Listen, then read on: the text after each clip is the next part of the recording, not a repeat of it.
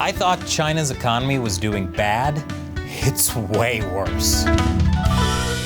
Welcome to China Uncensored, I'm Chris Chappell. China's economy is collapsing, and this guy is the poster child for it. Meet Yuan. He's 39 years old and has several degrees from prestigious universities, including a bachelor's in chemistry from Tsinghua University, a master's in energy engineering from Peking University, and a master's in biodiversity from Oxford University, and a doctorate in biology from Nanyang Technological University. After graduating with his doctorate, he did postdoctoral research at the National University of Singapore, and then, finally, after years of grueling study, went out into the world to find his dream career as a food delivery driver. First in Singapore, and then in China for China's largest shopping platform, Meituan. Ding is now known across the Chinese internet as the food delivery worker with the highest education level. So instead of using a calculator, you can just ask him what 20% of your bill is for a tip. But if you feel bad for him, don't. According to the South China Morning Post, Ding inspires others to stay positive.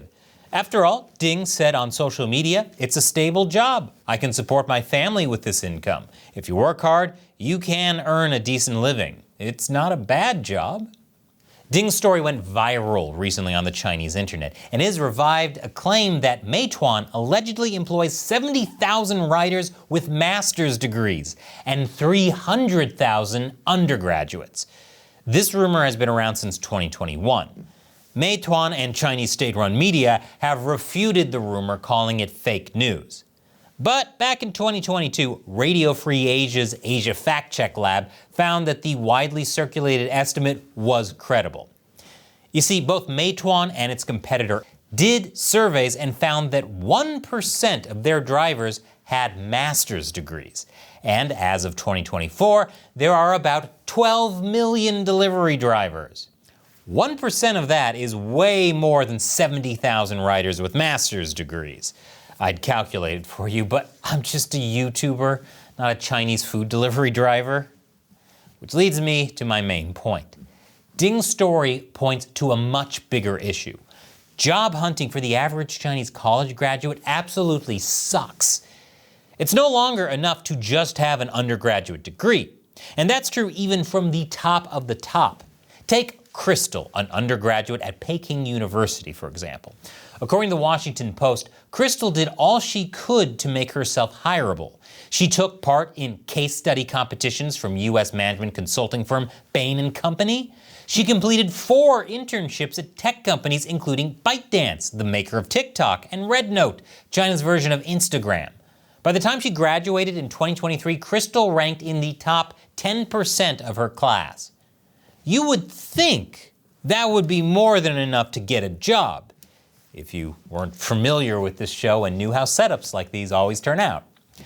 But Crystal's stellar resume left her with just one realistic post-grad option, a master's degree in economics and management and 2 more years before she could enter the workforce.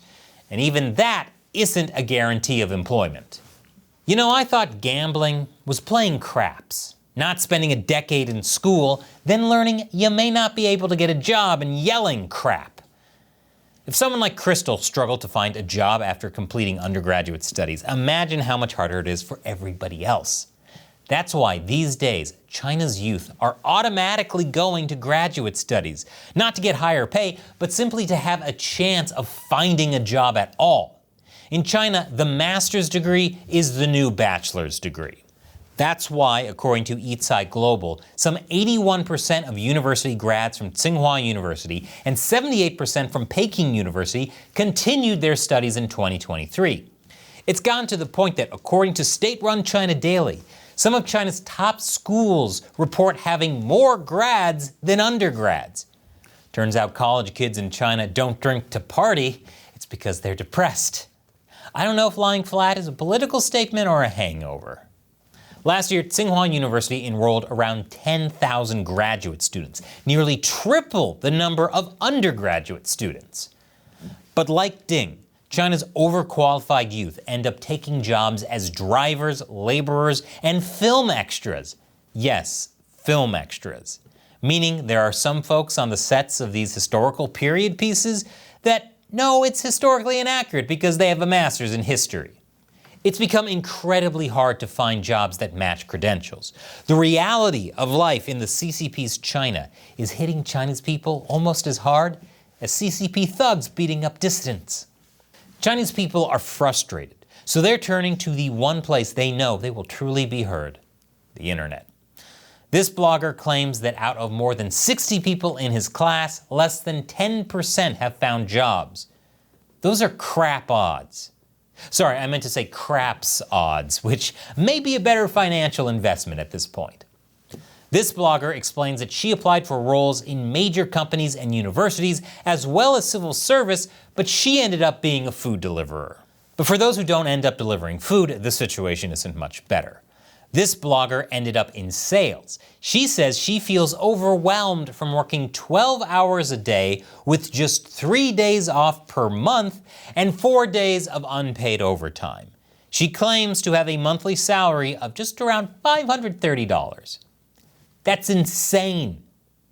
This blogger is talking about a friend who just graduated. That friend reportedly works long hours without overtime pay, staying as late as 5 a.m., doing tons of work, including things she wasn't hired to do. He has faced possible reductions to his pay for poor performances and had a boss who was bad at giving feedback, all while earning just around $418 a month. Which isn't a lot, even in China. At this point, they may as well start offering degrees in indentured servitude. So why is adulting so hard in China? A big part of that is thanks to the Chinese Communist Party. Its corruption and mismanagement have created a faltering economy that's been in a nosedive, thanks to the collapse of its real estate industry and China's zero-COVID lockdowns. This especially hurts Chinese youth, as companies in this economy are hiring fewer people and being more selective about who they do hire. And it's been going on for a while. Things got so bad that in 2023, the Chinese government stopped publishing its youth unemployment rate and resumed publishing it after tweaking the data to make it look better. But even with that, as the South China Morning Post puts it, China's youth unemployment stays stubbornly high. I like how they call the youth unemployment stubborn, as if it's the youth's fault. Quit being unemployed, or we'll send you to bed without dinner, which you can't afford to buy anyway. Official numbers say youth unemployment was just 14.9% this past May, but the numbers could be much, much higher, like insanely higher. Hong Kong University of Science and Technology Emeritus Professor Ding Shuiliang estimated back in March this year that the number of unemployed college students in mainland China may reach 30 million. And it's not even because they majored in philosophy, like my twin brother, Gamers Unbeaten Chris Chappell. Check out his channel, by the way. That was the only job he could get since there isn't a philosophy store. Ding also pointed out that by some estimates, the actual employment rate for fresh graduates in 2024 was about 30 to 35%, no higher than 40%. In other words, recent graduates probably have a 60 to 70% unemployment rate. No wonder so many people are resorting to delivery service gigs. Hoping someone cancels their order halfway through the delivery is the only way they'll be able to eat. This is bad, and the CCP knows it. A bunch of really angry young adults with lots of free time on their hands is a major threat to its legitimacy, like what happened back in 2022, when young adults protested China's draconian zero-COVID policies. They even called for Xi Jinping and the CCP to step down. So the CCP is doing all it can to let young people know they care about them. And by all it can, I mean saying some stuff, which is telling, not showing. They obviously didn't get a degree in storytelling. The CCP keeps saying that it's going all out to bolster employment for college graduates, over and over and over again. Because doing the same thing and expecting different results is the definition of insanity, while lying about the same thing and hoping for different results is the definition of communism. Chinese state-run media claims the CCP's efforts reflect China's commitment to helping graduates move from classrooms to careers and to ensuring their talents find the opportunities they deserve. But here we are in 2025, and Chinese people are still struggling to find decent employment. Even if college graduates get jobs that aren't just some side gig, pay cuts are everywhere in China, which in turn is driving down consumer spending and fueling deflation, which in turn is making China's economy worse. It's a real domino effect. Dominoes, of course, being another form of gambling that looks like a surer bet than getting a degree. One man working at a Beijing-based state-owned enterprise told RFA he went from earning $835 a month to $696 a month. Another man told RFA that police officers have seen their annual salaries go down to less than $28,000 from about $42,000 within a year. But hey, what's the worst that could happen if cops are underpaid, frustrated, and undertrained? This blogger, who claims to be a sanitation worker, says that he saw a salary cut from 2,300 yuan a month all the way down to 200. They made a literally crappy job somehow even crappier.